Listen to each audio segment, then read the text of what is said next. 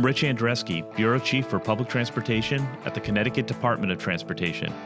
And I'd like to welcome you to Along the Lines, a podcast series where we'll explore current issues and ideas on Connecticut's public transportation system.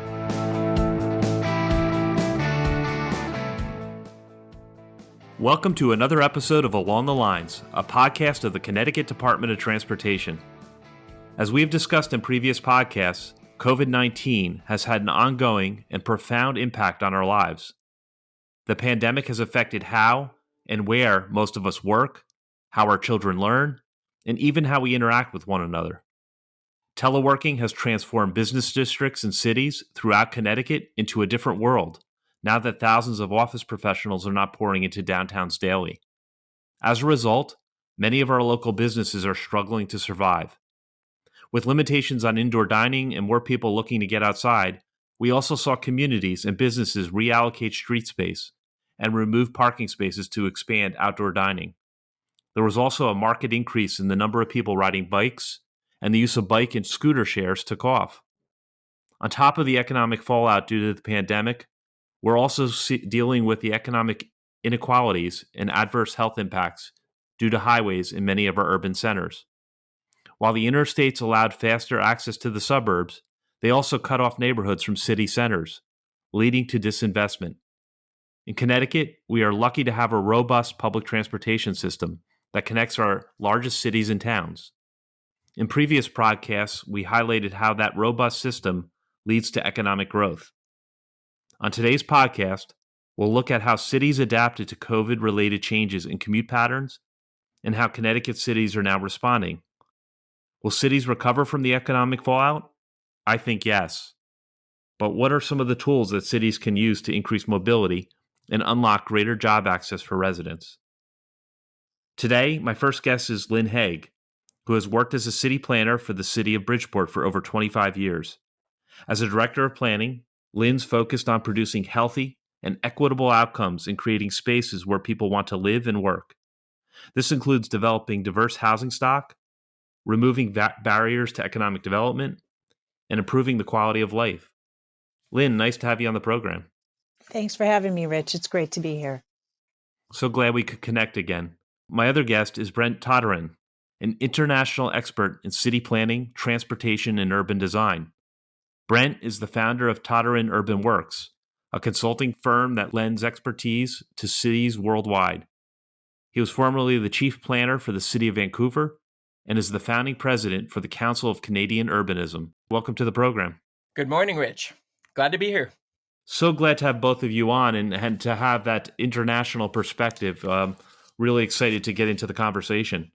So let's start with a little level setting. In the state of Connecticut, Bridgeport is our state's largest city. We have a city with a population of 145,000 residents, and that makes it the fifth most populous city in all of New England. Bridgeport happens to be the nexus of transportation as well. A major station on the New Haven line, Metro North service, Interstate 95, State Route 8, and the Cross Sound Ferry, which takes folks here in Connecticut over to Long Island.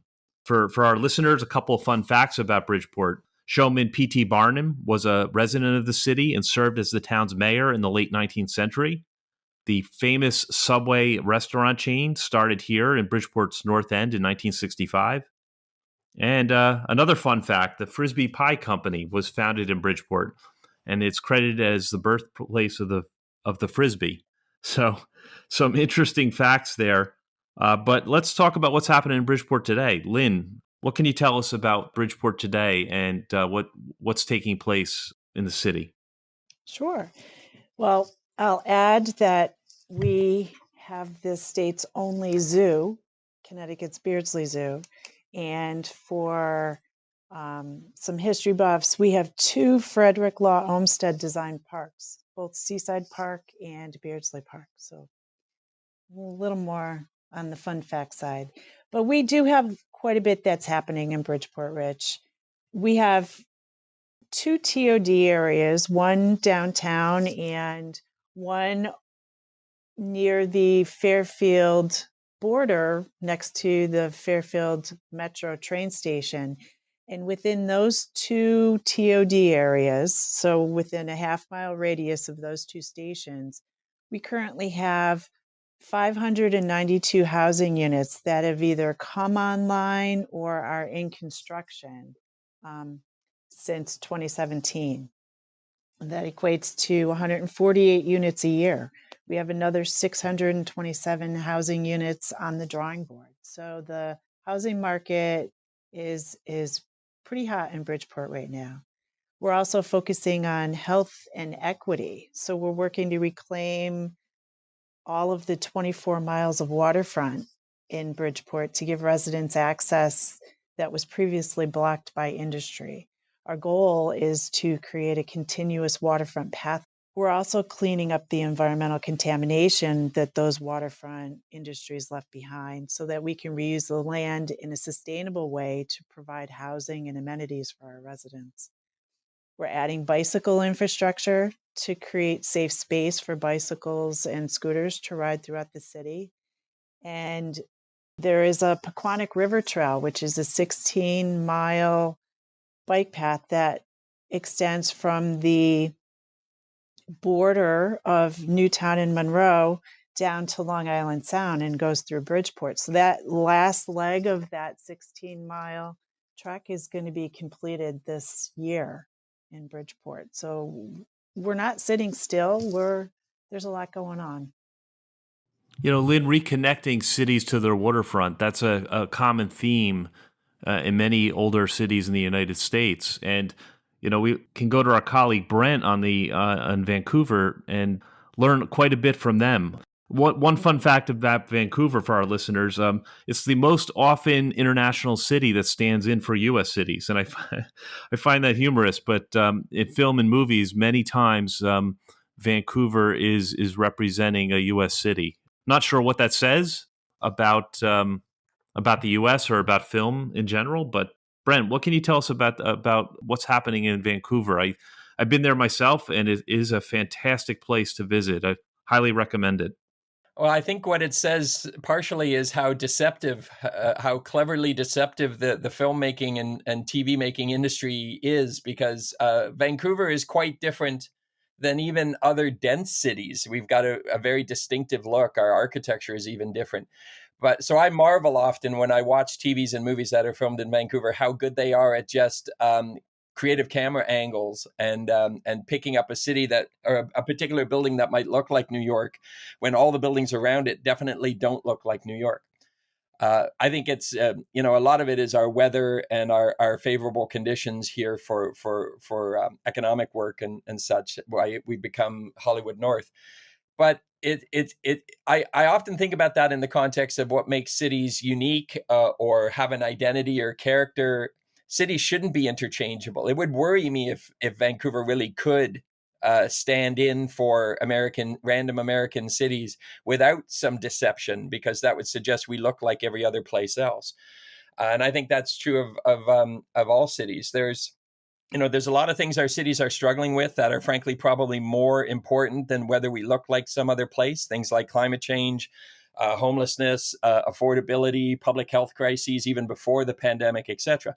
But in amongst all those crises, there's still always an interest in making sure we're doing our city building in a way that has identity, that supports a sense of identity and character. Fantastic point, and couldn't agree with you more. Maybe you could talk a little bit about the impact that COVID has had on Vancouver and the surrounding communities. We've seen this phenomenon of folks shifting to telework, but that experience isn't universal. So many folks work in the service sector and need to be present. And so what has been the experience in Vancouver? What has been the impact of COVID? Well, I'm not sure the impact has been particularly unique. One of the things that makes the impact different than most is how successful our downtown is. So we've been riding a wave for about a designed wave, not an accidental one, of our downtown being stronger and stronger for about 30 years. And so, decades of progress on building new office space downtown, new housing downtown, successful, strong retail, etc. So when this all happened, it was a blow to our city and our downtown in particular, as people stopped going downtown, and the place almost became a ghost town in relatively short order. That was almost more striking for us because we were used to success. I'll be candid and say there are other cities. I do downtown revitalization. I've spent a lot of my 30-year career working to strengthen downtowns, including downtowns where the goal has been to stop the bleeding and just have the downtown stop getting worse and start getting better. So I've worked in downtowns of all economic and physical conditions. It's true that some downtowns probably didn't feel as much of a difference because their downtown was already struggling. Vancouver noticed it. We noticed it more because our downtown was thriving, and then suddenly it all just stopped. And I'm exaggerating a bit. It didn't all just stop, but it certainly was impactful.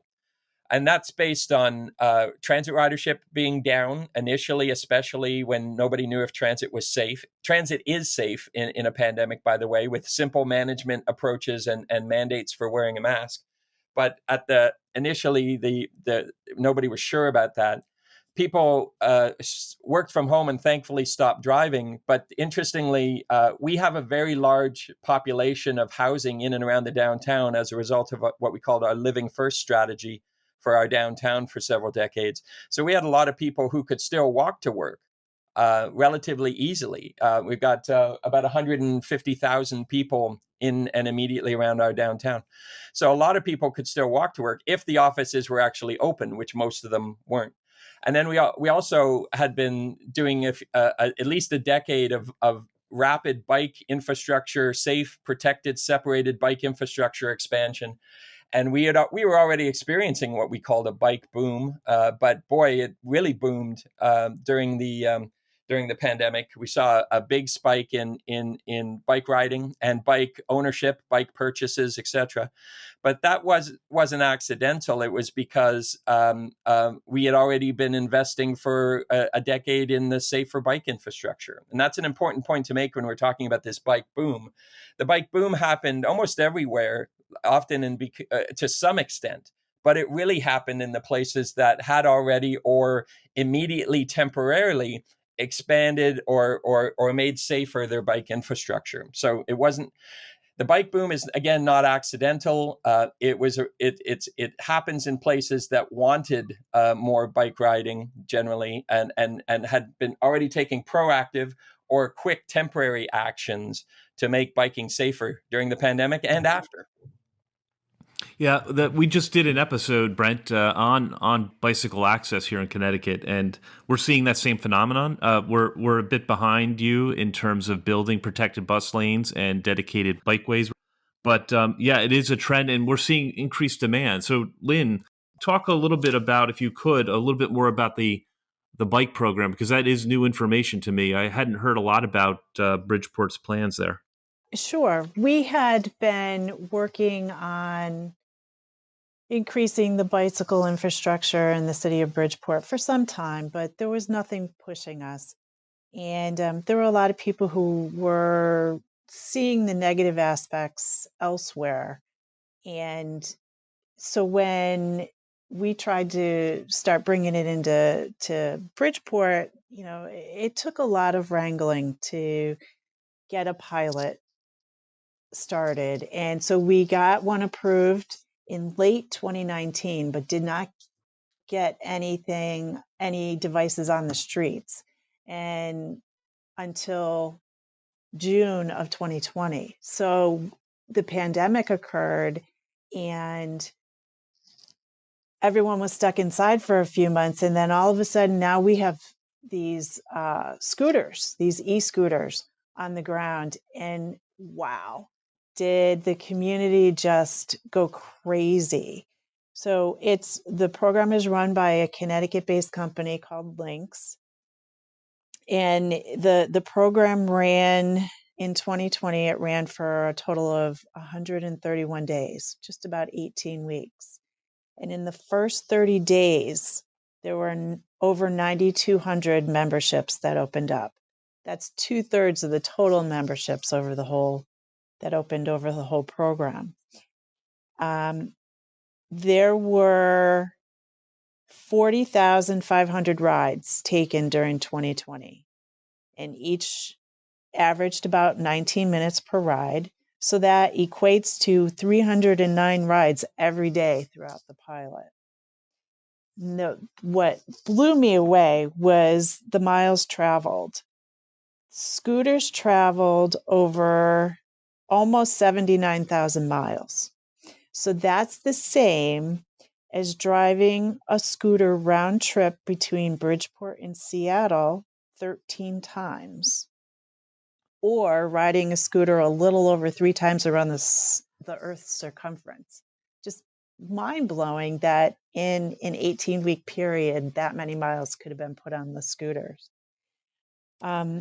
We do, because Bridgeport is a lower income city, we required a certain percentage of the scooters be placed in equity areas, which are lower income, denser neighborhoods. And the GPS indicators on the devices showed that more than twice the number of required scooters ended up in those equity areas, which was something that we were really pleased to see.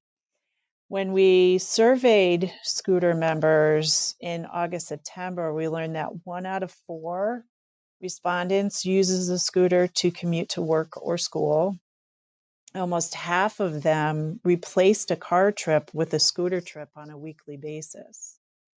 And so then this year, we've extended the pilot, and the scooter company Lynx will introduce a new program for those that are on public assistance, and it'll provide a match, which essentially works out to be for every minute of riding that they purchase, they'll get another free minute to ride. So we really expect that the program is going to be successful again this year. Lynn, why aren't we hearing more about this? This is fantastic information, and so excited to hear that it's been embraced. You should be very proud of what you've accomplished there. Super interesting, Lynn. And Rich just said it was a bike and scooter share program. Is that what it is? Is it both, or is it just scooter right now? Well, last year it was just scooters, but we expect that Lynx will be adding bikes to the program this year. Got it. So what's really interesting to me, looking at, a lot of different cities moving, who have either moved in this direction or are moving in this direction, is whether it's bikes or scooters or both, it's all still dependent on the basic notion of safe infrastructure. And one of the interesting things I find about doing pilots during the pandemic is it depends a lot on when you did the pilot relative to what the amount of car trips was. If you did it while the car trips were down because people weren't driving as much into the downtown or what have you, people can be riding the scooters in the middle of the street. We saw that. We saw people doing things during the pandemic that they wouldn't normally do because, frankly, normally there's a lot more cars. And for a while during the pandemic, before the cars started to come back, the whole street almost felt like a safe bike lane. And that was dangerously wrong, by the way, because we actually noted and knew that during the pandemic, because the cars' trips were down, there was actually more speeding, fewer cars, but faster cars, more dangerous cars. And pedestrian collisions with pedestrians actually went up a little bit. There was a deceptiveness to the feeling of safety when you could take the whole lane during the pandemic because people were speeding, because there was a sense that there wasn't friction. There wasn't anything, other cars that needed to slow the driving down. But to me, it really stressed the importance, either for e-scooters or for bikes, that a critical key is safe infrastructure. The success of a program doesn't necessarily mean you don't need that safe infrastructure. And in many cases, the most successful pilots for both bike share and e-scooter share are where there is already safe infrastructure, or where it's being planned in some kind of coordinated way. So I'm curious to know if the conversation about safe infrastructure sort of went along with this, or what's the chicken and the egg? Do you think if a lot more people are using this, it'll create a more pressure to provide safe bike infrastructure, safe e-scooter infrastructure in the streets? Absolutely.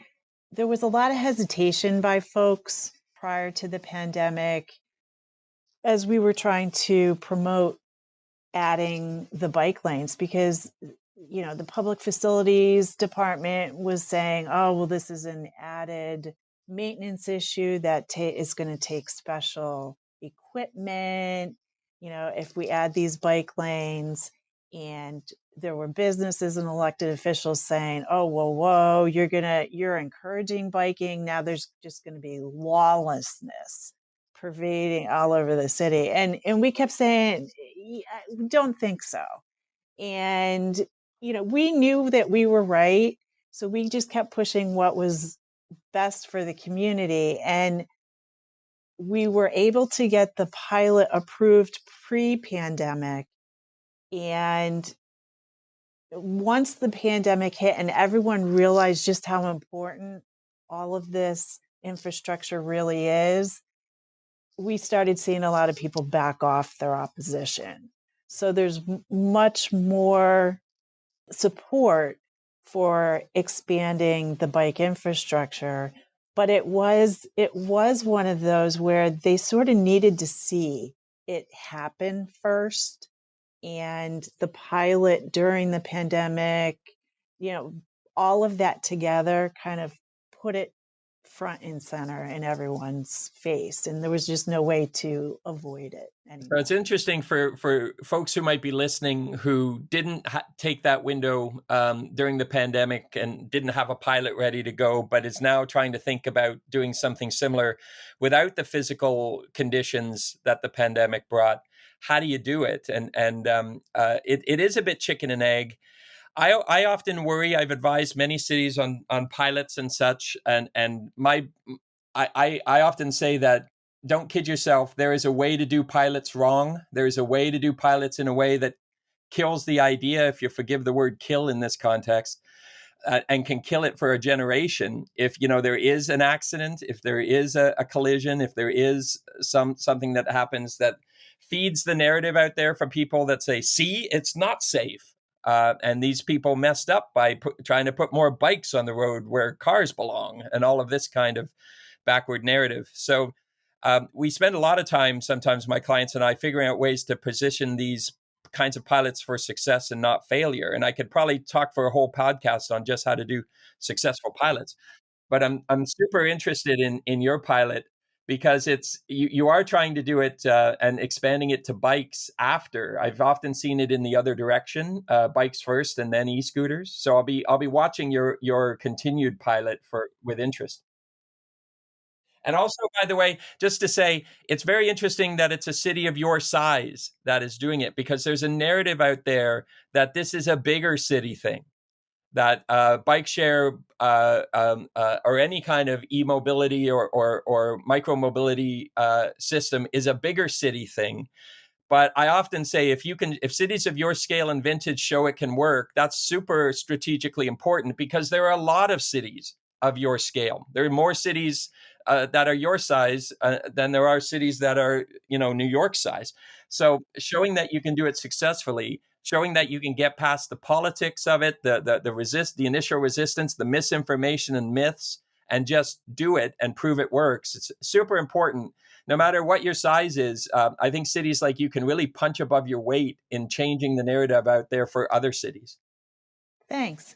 Well, and the equity component is really important for us. And I think that's where people forget that there's a need for this mode of transportation to assist folks in getting where they need to go who cannot afford to take the train every day. The lower income folks who have to walk quite a ways to get to that bus stop. Well, here's another option. So that whole equity piece is what people, I think, often forget. I want to thank my guests. I want to thank you, Lynn Haig from the City of Bridgeport, and Brent Toderian from the Toderian UrbanWorks. Thank you for coming on the program today. Remember, you can find previous episodes of Along the Lines on your favorite podcast platform, including Apple Podcasts, Spotify, Google Podcasts, and SoundCloud. I'm Rich Andreski. Join us next time for another episode of Along the Lines. Thanks for listening to this episode of Along the Lines. This is your host, Rich Andreski. If you've enjoyed this podcast, please remember to subscribe and share.